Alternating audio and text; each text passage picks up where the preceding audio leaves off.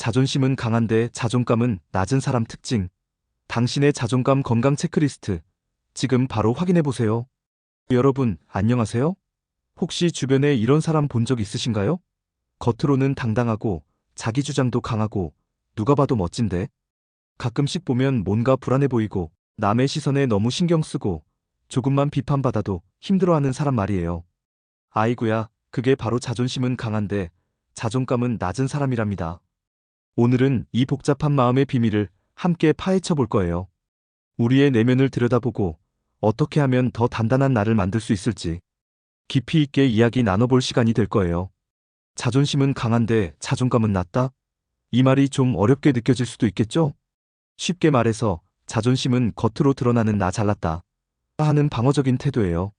누가 나를 무시하거나 공격하면 참지 못하고 바로 반격하거나 내가 최고라는 걸 보여주려는 마음 같은 거죠.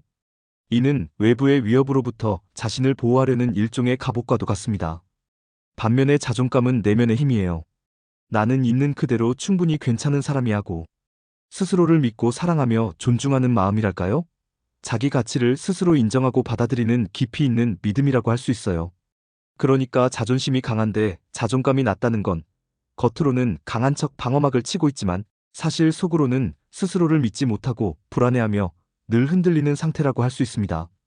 마치 겉은 번지르르한데 속은 텅 빈 강정 같은 느낌일 수도 있죠. 그럼 이런 사람들은 어떤 특징을 보일까요? 제가 하나씩 자세히 설명해 드릴 테니 혹시 나나 주변 사람 중에 이런 모습이 깊이 자리하고 있는지 한번 차분히 생각해 보세요. 마치 종합 건강검진을 하듯이 내 마음의 상태를 진단해 보는 소중한 시간이 될 거예요. 첫 번째 특징은 바로 과시적인 행동입니다. 자존감이 낮기 때문에 실제 자신보다 더 잘나 보이고 싶어서 안달이 나요. 값비싼 명품으로 온몸을 휘감거나 최고급 외제차를 타거나 SNS에 끊임없이 자신의 화려한 일상이나 성취를 자랑하는 글과 사진을 과도하게 올리는 경향이 강하죠. 왜 그럴까요? 자신이 가진 것, 이룬 것으로 타인에게 인정받고 싶어 하는 마음이 너무나 강하기 때문이에요. 속으로는 내가 이런 사람이니까 나를 좀 인정해줘. 나를 좀 좋아해줘. 나는 대단한 사람이야.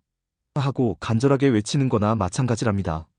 엄마가 우리에게 우리 아들, 딸 최고다 칭찬해주듯 다른 사람의 칭찬과 인정을 끊임없이 갈구하며 자신의 존재 가치를 외부에서 확인하려는 경향이 있습니다. 이는 진정한 만족으로 이어지기보다는 일시적인 만족감을 주며 끊임없이 다음 과시를 찾게 만들죠. 두 번째는 타인의 시선에 극도로 민감하다는 거예요. 자존심이 강하니까 남들이 자기를 어떻게 볼지 엄청 신경 씁니다. 누가 자신을 비판하거나 안 좋게 말하면 잠 못 이루고 괴로워하며 심한 경우 분노하거나 우울해하기도 하죠. 외부 평가에 따라 감정이 롤러코스터를 타듯 급격히 오르락내리락 해요.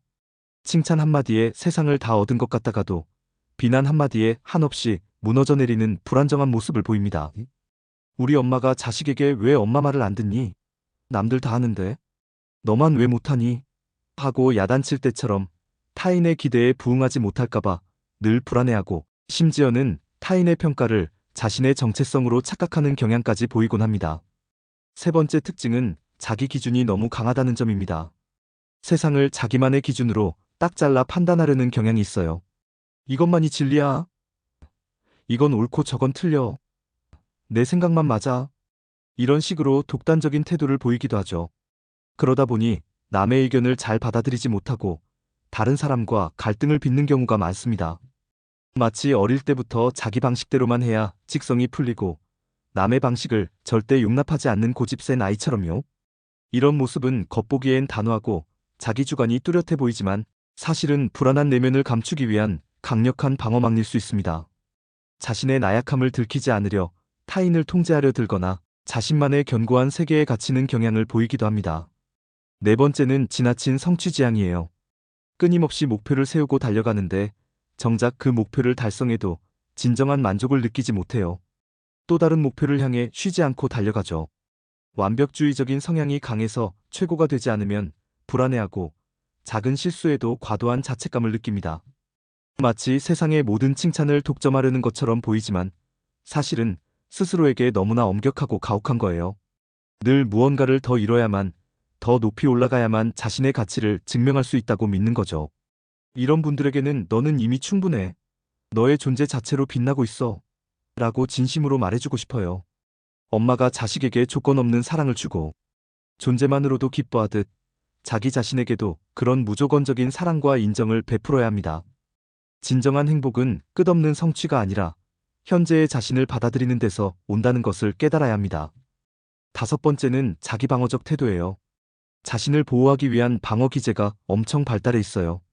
뭔가 비난받을 상황이 생기면 어떻게든 빠져나가려 하거나 책임 회피를 위해 남 탓을 하거나 과도한 변명으로 일관하기 바쁩니다. 약한 모습을 보이기 싫어서 또는 공격받을까봐 미리 강력한 방어막을 치는 거죠. 속담에 자라보고 놀란 가슴 소뚜껑 보고 놀란다는 말이 있듯 작은 비판에도 크게 반응하며 움츠러들거나 오히려 공격적인 태도로 전환하곤 합니다. 이는 자신의 내면이 상처 입는 것을 극도로 두려워하기 때문에 나타나는 반응이라고 볼 수 있습니다. 여섯 번째는 내면의 불안입니다. 겉으로는 엄청 강하고 단단해 보이는데 그 속에는 말 못할 불안감이 가득해요. 이 불안감을 들키지 않으려고 더 강한 척하고 때로는 남을 깎아내리거나 비난하며 자신을 높이려 하는 모습을 보이기도 합니다. 마치 불안한 갱년기 엄마가 아무것도 아닌 일에 괜히 화를 내거나 감정적으로 폭발하는 것처럼 말이죠. 자기 안의 빈 공간을 채우기 위해 외부에서 무언가를 끊임없이 찾으려 하는 거예요. 이 마음이 들통날까봐 늘 조마조마하고 위태로운 상태인 거죠. 깊은 불안은 타인과의 진정한 관계 형성도 어렵게 만들며 고독감에 시달리게 할 수도 있습니다. 일곱 번째 특징은 과도한 인정 욕구예요. 이분들은 끊임없이 타인에게 인정받고 싶어 합니다. 칭찬에 목말라 있죠. 하지만 아무리 칭찬을 받아도 진정한 자기 긍정이 부족하기 때문에 외부의 인정만으로는 공허함을 채우기 어렵습니다. 계속해서 더 많은 인정을 갈구하게 되죠. 마치 밑 빠진 독에 물 붓기처럼 아무리 채워도 채워지지 않는 끝없는 공허함에 시달립니다. 엄마의 사랑이 아무리 넘쳐도 스스로를 사랑하는 법을 모르면 늘 허전하고 만족감을 느끼지 못하는 것과 같아요. 타인의 칭찬에 의존하는 삶은 언젠가 그 칭찬이 사라질 때 큰 혼란과 고통을 안겨줄 수 있습니다. 여덟 번째는 자신에 대한 객관적인 평가 부재입니다. 자신이 어떤 사람인지, 어떤 강점과 약점을 가졌는지, 어디까지가 내 한계인지 냉철하게 잘 파악하지 못해요. 자기 자신을 제대로 알지 못하니까 자신에게 맞지 않는 무리한 목표를 세우거나 능력 밖의 일을 떠맡아 힘들어하는 경우도 많아요. 마치 내 체형은 생각 안 하고 무조건 마네킹이 입은 옷이 예쁘다고 충동 구매하는 것처럼 말이죠. 있는 그대로의 자신을 보지 못하고 이상적인 자신만을 쫓으려 하거나 혹은 자신의 단점을 극도로 부인하며 현실을 왜곡하기도 합니다. 이런 태도는 결국 좌절과 실망으로 이어질 가능성이 큽니다. 마지막 아홉 번째는 과거의 성과에 매몰되는 경향입니다. 예전에 성공했던 경험에 갇혀서 현재의 자신을 제대로 평가하지 못하는 경우가 많아요. 과거의 영광에 매달려 자존감을 유지하려 하지만 현재 어려움에 직면하면 쉽게 무너져 내립니다. 마치 내가 왕년에 뭘 했는데 하면서 과거 이야기만 반복하는 사람처럼 현재의 자신보다는 과거의 자신을 더 높이 평가하며 현실을 외면하는 거죠. 물론 과거의 성공은 소중하지만 그 성공에만 갇히는 건 새로운 성장을 방해하고 현실 적응력을 떨어뜨릴 수 있어요. 과거의 나를 뛰어넘어 현재와 미래의 나를 바라보는 용기가 필요합니다. 그렇다면 이런 마음의 상태는 왜 생기는 걸까요? 몇 가지 심리학적 관점과 사회적 요인을 짚어볼게요. 이러한 원인들을 이해하는 것은 문제 해결의 첫걸음이 될 수 있습니다. 첫째, 어린 시절의 경험이 매우 중요합니다. 어린 시절 부모님이나 주변 사람들에게 끊임없는 비판적인 태도를 자주 접했거나 하면 사랑해줄게와 같은 조건부적인 사랑을 받으며 자란 경우 자존감 형성에 부정적인 영향을 받을 수 있어요. 칭찬보다는 비난이나 지적을 많이 받고 자랐다면 나는 완벽해야만 사랑받을 수 있다는 왜곡된 신념을 갖게 될 수도 있죠. 마치 엄마가 말 잘 들으면 사탕 줄게, 못 들으면 벌 받아 하고 조건을 달았던 것처럼요. 이러한 경험은 성인이 되어서도 자신을 믿지 못하고 타인의 평가에 전적으로 의존하게 만드는 뿌리가 될 수 있습니다. 둘째, 사회적 비교입니다. 요즘 SNS가 참 문제예요. 다들 행복하고 완벽해 보이는 사진과 글로 가득하잖아요. 그런 모습들을 보면서 자신과 끊임없이 비교하게 되면 상대적 박탈감을 느끼고 자존감이 뚝 떨어질 수 있어요. 남들은 모두 성공하고 잘 사는 것 같은데 나만 뒤처지는 것 같고 나만 불행한 것 같다는 생각에 깊이 빠지기 쉬운 거죠. 이는 현실과 괴리된 이상적인 모습을 좁게 만들고 자신을 불필요하게 깎아내리게 합니다. 셋째, 과도한 경쟁 사회 분위기입니다.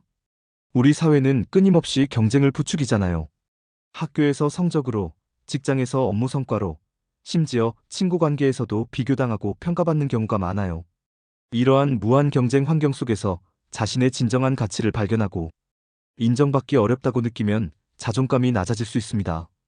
끊임없이 타인을 이겨야만 살아남을 수 있다는 압박감은 내면의 불안을 더욱 증폭시키고 자존감을 갉아먹습니다. 자, 그럼 이제 제일 중요한 이야기. 이런 자존감 문제를 어떻게 해결할 수 있을까요? 포기하지 마세요. 우리에겐 분명히 해결책이 있답니다. 희망을 잃지 말고 함께 나아가봐요. 첫 번째, 자신을 객관적으로 바라보기입니다. 자신의 강점과 약점을 솔직하게 파악하고 있는 그대로의 자신을 온전히 인정하려는 노력이 필요해요. 거울 앞에서 나는 있는 그대로도 괜찮아. 나는 소중한 사람이야. 라고 매일 말해주거나 잘하는 것 3가지, 부족하지만 개선 가능한 것 3가지를 솔직하게 적어보는 것도 좋아요. 단점을 무작정 고치려 하기보다는 자신의 장점을 더 발전시키는데 집중하고 단점은 성장해야 할 부분으로 받아들이는 거죠. 엄마가 우리 아들, 딸 최고야. 부족해도 엄마는 너를 믿어. 라고 무조건적인 사랑을 주듯 스스로에게 긍정적인 메시지를 보내주는 거예요. 이것이 진정한 자기애의 시작입니다. 두 번째, 작은 성공 경험 쌓기입니다. 거창하고 부담스러운 목표 말고 아주 작고 실현 가능한 목표를 세워보세요.